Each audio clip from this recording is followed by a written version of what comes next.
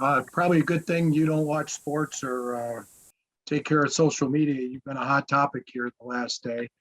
I was just wondering if you got a chance to see the video and, any reaction to the effort you made on going after Slay on that return. Yeah, man, we watched it today as a team, and Coach pointed it out. That hey, my effort had to be better there, and I totally agree. That's not the type of tape that I want to put out there. And it's one of those situations where you get pissed, after you watch it because it's like, how much this game means to you. Guys out there trying to make a play. And, it's like you feel like you got a little help running towards the sideline. You try to force a cutback, but in real time, it feels like, hey, everything's happening fast. Let's force a cutback. But when you slow it down, it's like, man, just give more effort. So, you watch it and you walk away from it pissed, at yourself, at the effort.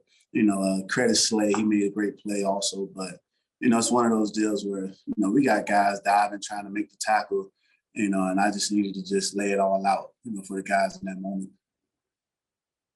We'll have George Stoya, followed by Eric Delala. Go ahead, George. Yeah, Teddy, looking back at it, were you just maybe surprised at all? I know that there was some time there. Maybe you guys thought Melvin didn't fumble. Were you surprised at all in that moment that had happened maybe? Initially, I thought, Melvin was down already. They were just going to blow the whistle eventually and say, hey, he was down. And then, there wasn't a whistle. So it kind of caught me by surprise. But at the same time, man, it's just, I'm right there, opportunity to just, dive, sacrifice, do whatever I can to help the team in that moment. And, I failed, and I own up to it. It's unacceptable. As a football player, as a member of this team, just you play this game and you lay it all on the line every weekend. That's one of those moments where I just got to accept the fact that, I didn't give everything I had in me on that play. And I understand, man, it's going to be some backlash that comes with it. And I'm a grown man, I'm a professional athlete, and I understand that's what comes with it, the backlash and things like that. But, it doesn't define who we are as a football team, doesn't define me as a man and as a football player. So, we get this bye week, we get some time and just reflect, embrace the good, accept the bad, embrace the bad also, and just move forward, man. We can't let, Sunday's performance linger. We can't let that determine, the outcome of the rest of the season. Eric, followed by Jeff. Go ahead, Eric. Hey, Teddy, you mentioned that Vic pointed it out in a team meeting. Did you address the team or did you talk to guys one-on-one about that play? Yeah, guys have talked to me about the play, and I won't share, what we talked about. But, it was great that Coach called it out in the team meeting. You talk about holding each other accountable. And that's a moment, right there where, I'm not going to sink in my chair or feel bad that Coach is calling me out. I take full ownership, in what happened. And like I said, Coach called me out and I hold myself accountable. We all have a standard that we live by around here. And, I'm happy Coach called me out to show like, hey, man, we need more out of you right here. So, it happened. Go ahead, Jeff. Hey, I'm just curious. You've sat meetings a long time and gone over interceptions and fumbles. Was that one of the toughest ones to watch? Yeah, it definitely was.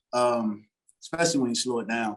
Like I said, in real time, it's like everything's happening fast. You got the sideline to your advantage, force the cutback. And then when you slow it down with a clicker and a remote in your hand, it's just like, man, this is bad.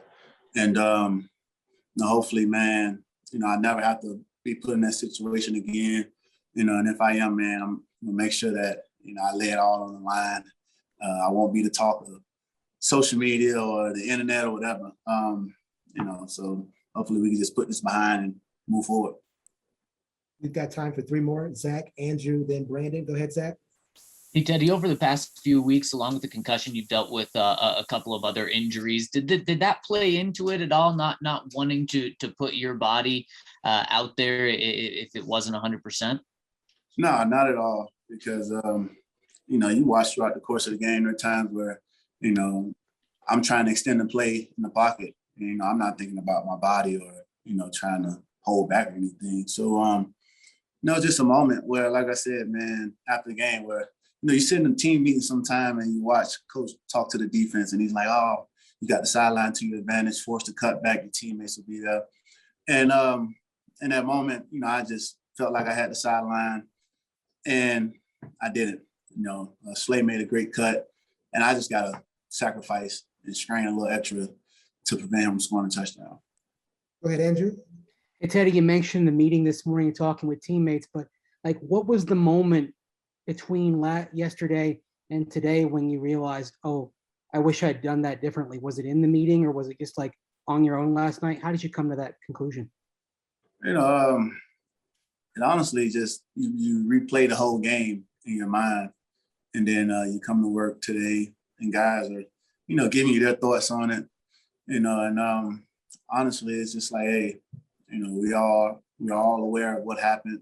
You know, let's just address it, put it behind, and move forward. Finish this off, Brandon. All right. In that spirit, I'm going to ask two, one about the play and then one about the team quickly.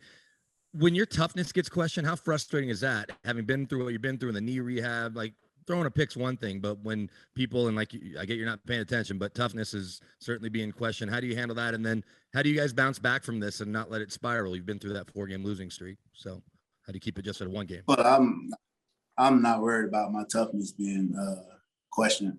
You know, I know, you know, how tough I am physically, mentally. I know how tough I am physically, mentally through what I've gone through in life. You know, so, you know, nothing compares to, you know, some of the things that I went through in life. So I'm not worried about my toughness being questioned. You know, we have a tough group of men here on this football team. I don't question their toughness either. So, you know, we move forward. You know, we get a couple of days off, get to shift our focus to our next opponent.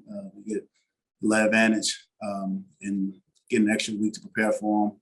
So we're going to use this time, man, to do some self-scouting. Told guys to just get away for a little bit, not drift too far away. And then we come back, you know, we got a 7-game stretch, and each game is going to hold value. Teddy, thanks so much for spending some time with us today. We appreciate you. Thanks, That's Teddy. going to